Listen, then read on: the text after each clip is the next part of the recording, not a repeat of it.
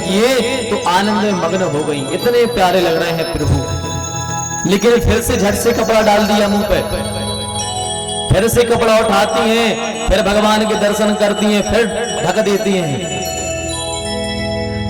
जैसे ही भगवान के मुंह को देखा, हरि शरणम 108 बार नंद सुनंदा ने कहा।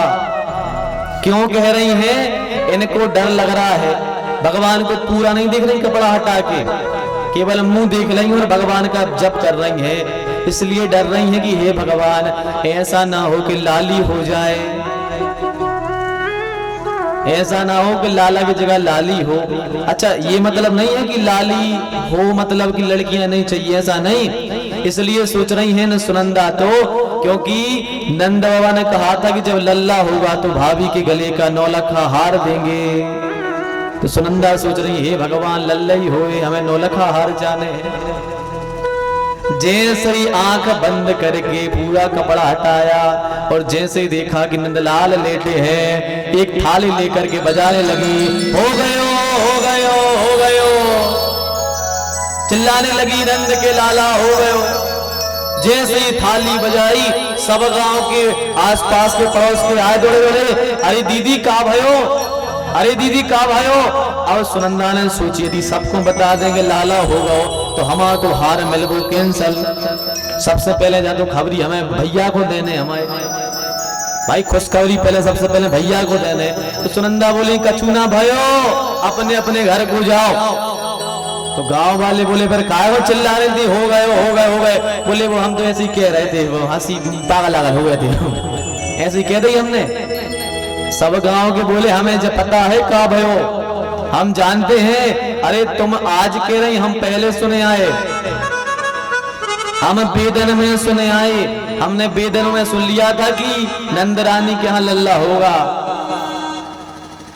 अब सुनंदा ने सोचा भैया, सबसे पहले भैया को बताना है। भैया कहाँ मिले? सारे महल में ढूंढा, भैया नहीं मिले, पूरे महल में भैया नहीं मिले। अब गौशाला में गई, गौशाला में भैया नहीं है। इनने सोचा भैया गौशाला में गैयों की सेवा करके, भूसा चारा रख के, प्रणाम करके भैया जाते हैं यमुना स्नान करने। तो सुनंदा सीधी गौशाला से यमुना जी की ओर भागी, यमुना जी की ओर भागी। यमुना जी में जाकर देखा तो क्या देख रही है कि भैया बैठे बैठे माला कर रहे हैं। आज नंद बाबा बैठे बैठे भगवान की माला कर रहे हैं। जैसे ही सुनंदा पहुंची और कहा, अरे भैया आज कहाँ सूरज पश्चिम से उगा है? बाबा बोले, कैसा? बोले, अरे तुम गंगे चरावे वाले, तुम कब से माला करने लगे? तुम्हारे हाथ में डंडे शोभा दे थे, जब माला कब से ले ली तुमने? अरे बाबा बोले, बहन तुम्हें नहीं है पता। बोले क्या? बोले 1 साल पहले हम स्नान कर भी आए थे यमुना जी। तो बहन हम क्या हुआ कि हमने करे स्नान, और स्नान करके जैसे ही बाहर निकले तो सांडल्य मुनि और उनके साथ में संतों की टोली चली जा रही थी। हमने सोचा कि वाह कितना अच्छा संयोग बना कि यमुना जी में तीर्थ में स्नान और संतों के दर्शन। तो बहन हमने दंडवत प्रणाम किया सब संतों को। तो सब संतों ने कहा, दीर्घायु भव, आयुष्मान भव, श्रेयसवान भव, और एक महात्मा बोले पुत्रवान भव। जैसे उन्होंने कहा पुत्रवान भव, हमने करी घी चूपर, हमने कहा बाबा भंग की जुंग ज्यादा चढ़ गई का? महात्मा बोले काहे? बोले हम हो गए 85 साल के, अबे तक घर में मोड़ी मोड़ा नहीं है, तुम कह रहे पुत्रवान भव? हमारे तो लल्ला है ही नहीं है, तुम पुत्रवान भव कह रहे। एक महात्मा बोले, यदि इनने कह दी है कि पुत्रवान भव तो नहीं भव आए तो तुम्हारे तो मोड़ी मोड़ा जरूर हुई गए। अरे नंदा बोले, भगवान अरे तुम्हारे मुंह में घी शक्कर, हम तो सबके मुंह में घी शक्कर भर दे रहे, सो हो जाए तो। बाबा बोले, महाराज ऐसी कृपा कर दो कि हमारे तो लाल हो जाए, ऐसी कृपा कर दो कि लाल हो जाए। महात्मा बोले, ऐसे न हुई है। बोले तुम्हारे तो गैये कितनी हैं? बोले हमारे घर में गैये हैं 9 लाख गैये हैं। तो महात्मा बोले, अच्छी तुम तो रबड़ी घुटवाओ, अच्छी 2 टाइम रबड़ी घुटन दो, हम सब महात्मा खे हैं और तहीं बैठ के तुम्हारा न जाप करेंगे, तुम्हारे तो मुड़ी मोड़ा हो जाए। नंदा बोले, महाराज तुम तो 1 साल का 10 साल खाओ, हमारा मुड़ी मुड़ा भाव जज्जे। बोले ठीक है तुम तो घटवाओ आज हमसे। तो सब महात्मा बैठ गए यमुना जी के तट पे और बढ़िया अच्छी 2 टाइम रबड़ी घुट रही है। सब महात्मा भजन कर रहे हैं और नंदलाल के लिए भजन कर रहे हैं, रबड़ी खा रहे हैं। नंद बोले बहन 6 महीना हो गए, हम फिर लौट के महात्मा जी हरों के पास में आए और महात्मा जी हरों को प्रणाम करके हमने कही कि महात्मा जी तुमरो तो रबड़ी खा खा के लाल हो गए, मनो घरे लाल के लक्षण नहीं दिखा रहे। महात्मा बोले ऐसे सोई मोड़ी मोड़ा हो, हमारे भजन करे अकेली से मोड़ी मोड़ा हो जाए, अरे तुम भी भजन करो। नंद बोले हम कहाँ गएंगे चरावे वाले, हमें थोड़ी भजन जनाओ। महात्मा बोले करो, करने पड़े। बोले का करें? तो महात्मा बोले कछु नहीं आ तो तई कहो, अबे तक तो भयो ना है, आगे को पतो ना है। जई कहो अबे तक भाव नहीं, आगे को पता नहीं है, तई कहो।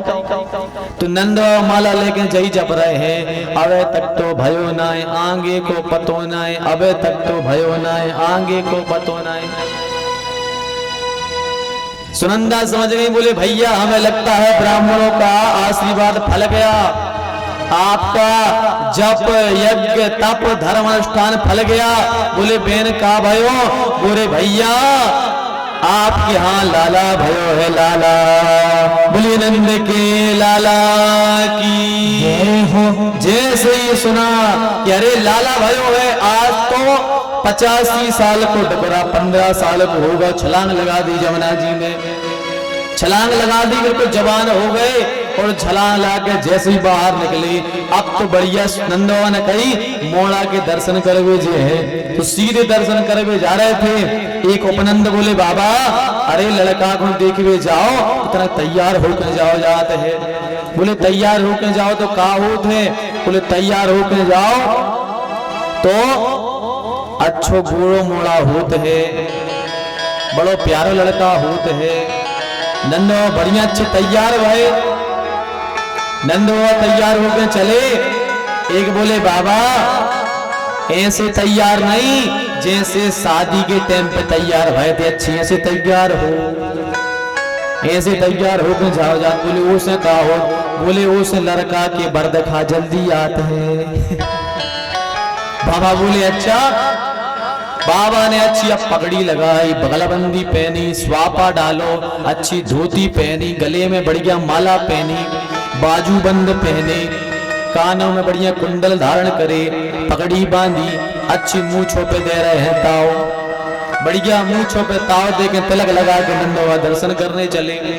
एक बोले बाबा कहाँ जा रहा है? बोले लाला के दर्शन करवे। सुख वाले का करो के ले तो हाथ में माखन को मटका, सुनंदवा के ऊपर माखन को मटके और दो पूरो।